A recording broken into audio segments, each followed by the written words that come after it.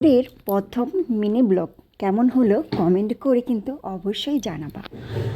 আর এই দিনটা কিভাবে কি করলাম, কিভাবে শুরু করলাম তোমাদের সাথে শেয়ার করতে চলে আসলাম।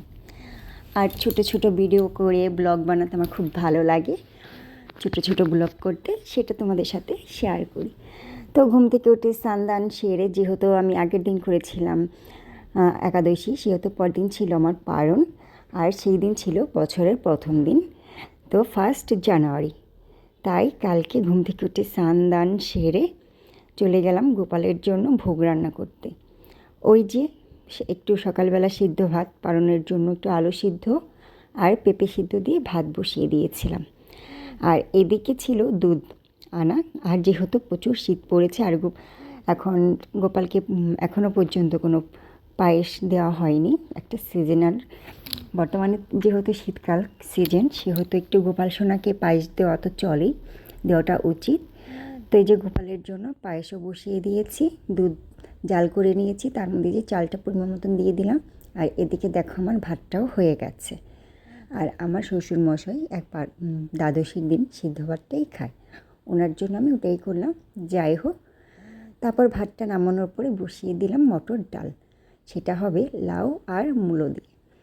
তো সেই ডালটাকে প্রেশার কুকারে ধুয়ে ভালো করে একটু লবণ আর কাঁচা লঙ্কা দিয়ে বসিয়ে দিলাম।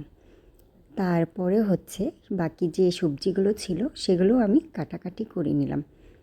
আর বাকি সবজিগুলো ছিল বলতে, বাকি যে রান্নাগুলো করলাম সেটা হচ্ছে বাঁধাকপি করেছিলাম আলু দিয়ে, আর লাউয়ের চোকলা দিয়ে আলু দিয়ে ভাজি করেছিলাম, বেশ ভালো লাগে।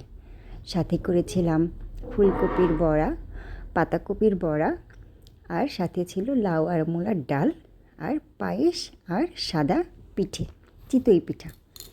তো এটা দিয়ে কালকে সকালটা আমি শুরু করেছিলাম। বেশ ভালোই শুরু হয়েছিল কালকের দিনটা, আমার বেশ ভালোই কেটেছিল।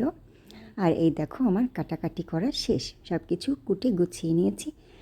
এবার ঝটপটে রান্নাটা করে নেব। এদিকে যে ডাল ফুটে গেছে, ডালটাকে নামিয়ে প্রেশার কুকার থেকে ডালে লাউ আর মূলো দিয়ে দিলাম।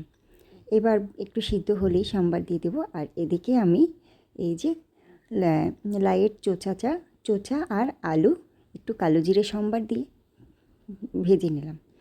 তারপরে এই যে ডালটা সম্বার হয়ে গেছে, সেগুলো আর তোমাদের দেখাতে পারিনি, কারণ আমার অনেকটাই দেরি হয়ে যাচ্ছিল, যেহেতু আমার পারণ ছিল কালকে।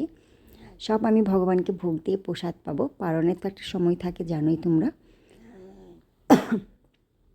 তারপরে হচ্ছে এই যে আমার ডাল ফুটে গেছে, এদিকে আমি বাকি সব রান্নাগুলো একা একা ঝটপট করে নিলাম। আর সেগুলো আমি তোমাদের সাথে সব কিছু শেয়ার করতে পারলাম না। আর ওদিকে আমার কালকে ছিল বৃহস্পতিবার, মা লক্ষ্মীর ঘট বসানো। বৃহস্পতিবারে মা লক্ষ্মীকে ঘট বসাই।